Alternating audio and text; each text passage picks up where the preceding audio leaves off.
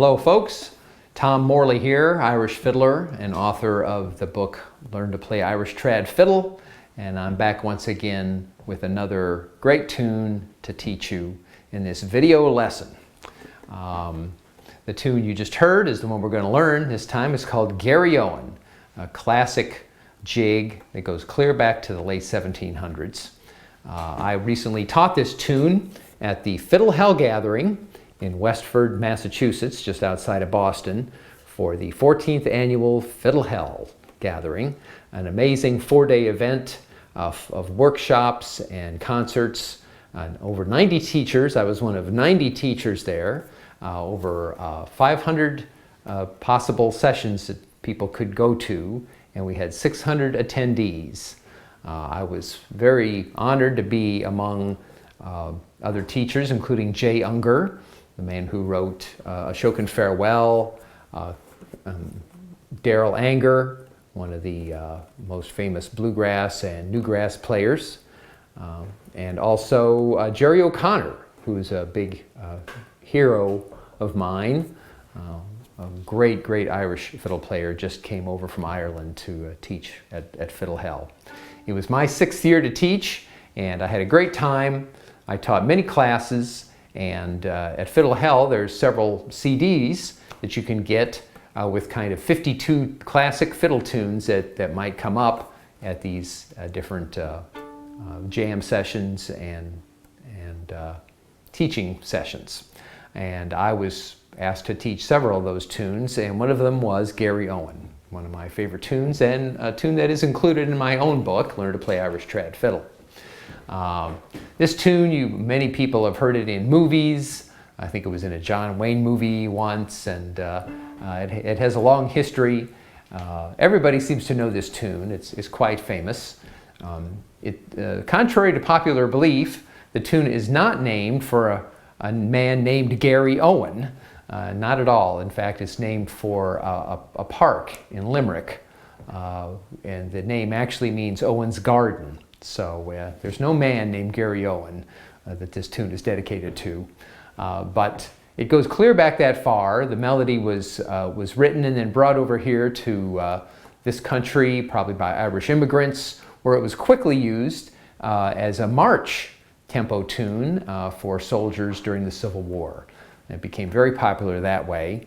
And it also was General George Custer's favorite tune, and he would have it played when they went off to battle. So, as I like to say, this was probably the last tune he ever heard at Little Bighorn.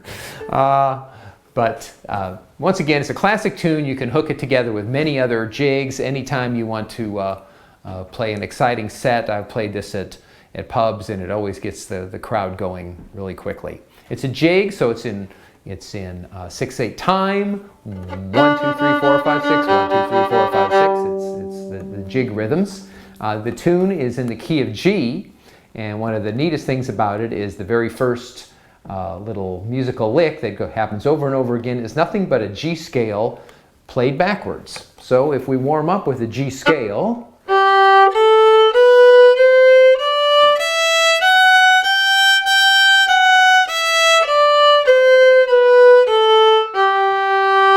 the second octave G scale that you can play that includes a low second on the A string and a low second on the G string. Once again, if you play it backwards,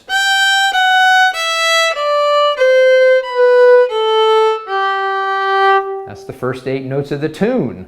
So you just can't go wrong with that. Now you just have to put it in a jig rhythm. 1, 2, 3, 4, 5, 6, 1, 2. That's how it goes. And one more time. So you're well on your way to learn this tune by ear without using any music at all. So let's fill in. You do that 3 times in the A section of this tune, and then you add some other bits. So let's find out what those other bits are. So once again, the G scale going down. Then you play a B and a C and a B.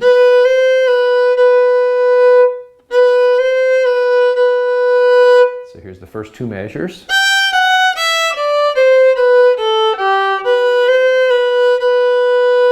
Then you do that again, and this time you go to open A and a B and an A. So you play that little section one note lower.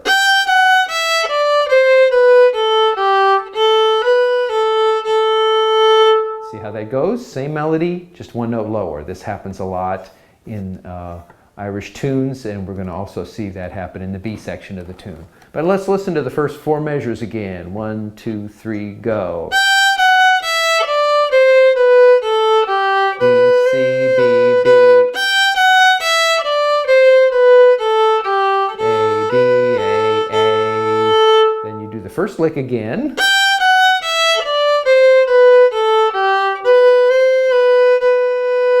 Then you add a D. Then you go right up the scale. That's probably the trickiest thing in the A section. So when you get to the D note, the 3 fingers on your A string, you go right up to the G, but you come down as kind of an arpeggio.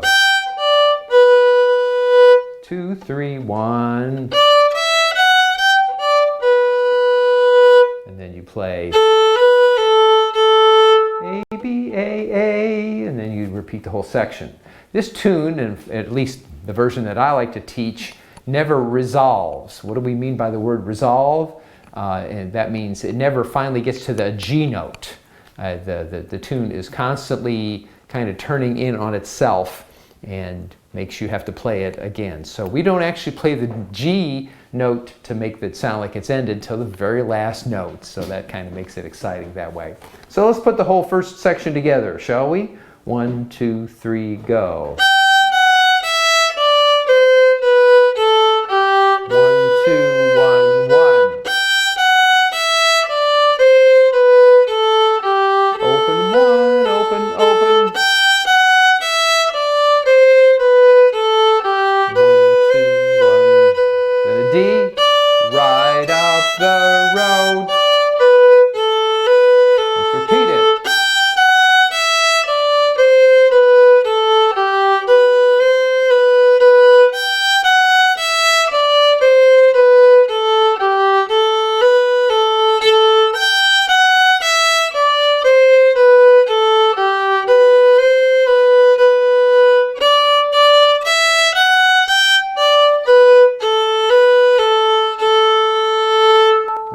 That's the A section of the tune. I think every one of you should be playing along right away to that tune, or at least playing the G scale going down and then adding the other bits the more and more times you listen to this tune. All right, the B section is completely different than the A section, although it does end with the same two measures. So we really only have to learn 6 more measures.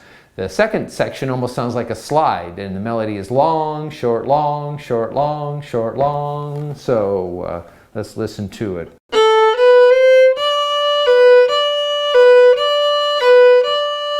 That's easy. 3, 1, 3, 1, 3, 1, 3, D to B, 1, 4 times. Then go back to the G.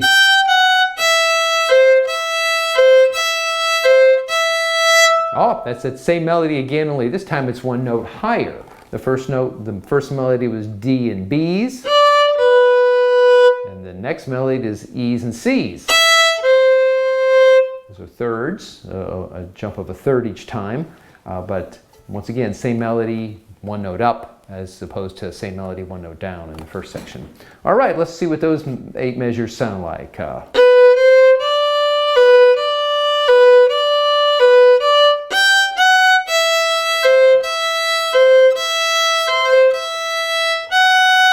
Then we've got, now we're going to go right straight up and right straight down. Can't get any easier than that.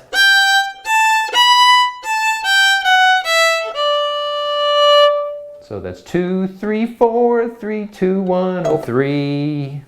Just have to put the right rhythm in there with it, and really work hard to get a nice pinky, a nice clean sound with your 4th finger B there. So let's play those again.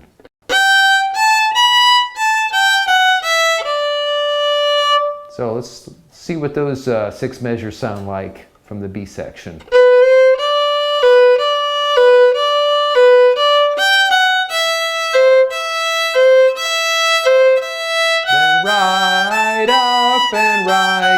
down, and then guess what? You put the ending on that you already learned.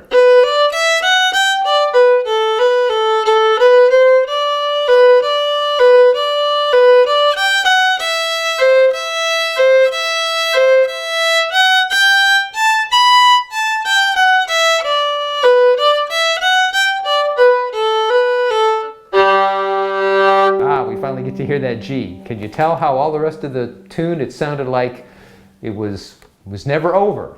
So you kind of save that final 3 fingers G note for the very last note. Well, let's put that all together. I'd like you to notice how I keep my fingers down whenever possible. I don't put my fingers down one at a time, and especially a tune like this that's based on a scale pattern so much.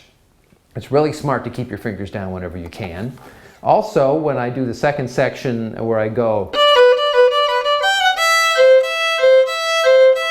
when I do the E, C, E, C, E, C, E, I just leave my second finger stuck down with that C. There's no good reason to keep taking it off and putting it back down, is there? No, I keep it out of the way of the open E, obviously. And if I can do it with my big fat fingers, you can certainly do it as well. So you can watch and see how my fingers stay down for all these different little parts. Well, let's put the whole tune together, shall we? I'm going to play it once super slow and then once at a little better tempo. And in just a few minutes time here, you've kind of gotten the same class that I taught at Fiddle Hell back in November. So here we go. Garry Owen, 1, 2, 3, go.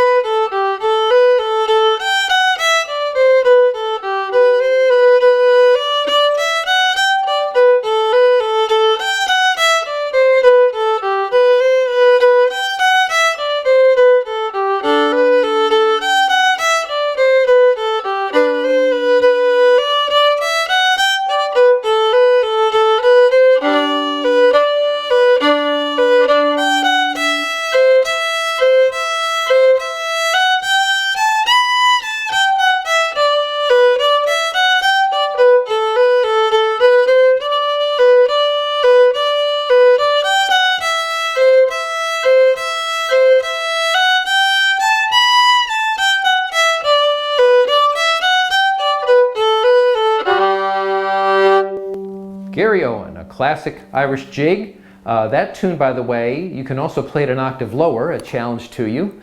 And we can also go. So at home you can try it, play it an octave lower. But I hope you enjoyed learning this great Irish jig just the way I taught it at Fiddle Hell. And hope to see you here with another video coming up soon. Look for my books at irishtradfiddle.com and Flying Frog Music. Thanks, and see you next time. Happy fiddling.